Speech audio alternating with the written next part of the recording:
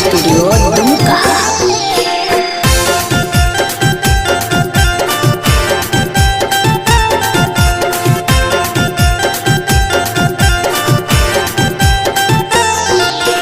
कवन चोरबा बोलल कौगे छौरी मोरबा के बोली।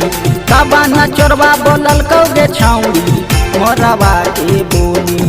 हम त जान गेली औगे छौरी तेरे फरल कौ चोली।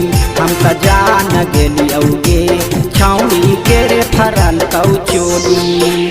कवन चोरबा बोलल कौगे छौरी मोरबा के बोली।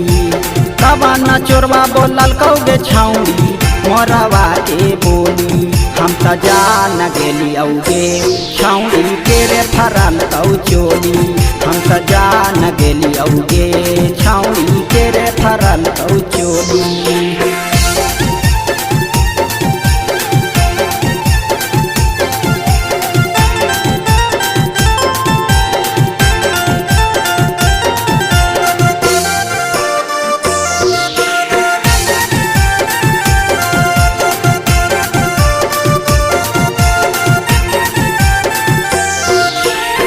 छुटके बसहेड़िया में तेरे रहेला।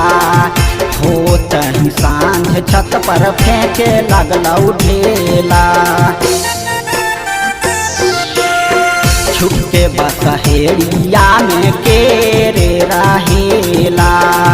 होत ही सांझ छत पर फेंके लगलौ ढेला। सफा भेद बताही न छौरी नाममा देबौ खोली। सफा भेद बताही नहीं तो नाममा देबौ खोली। हम त जान गेली औगे छौरी तेरे फरल कौ चोली। हम त जान गेली औगे छौरी तेरे फरल कौ चोली।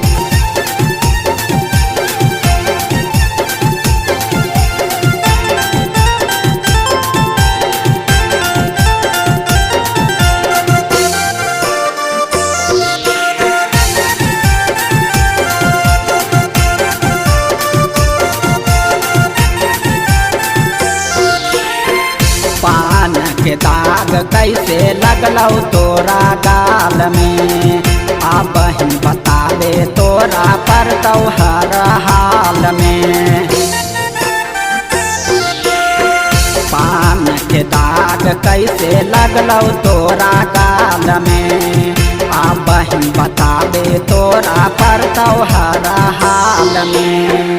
भाई और बाप पर चलबावे दे में गोली।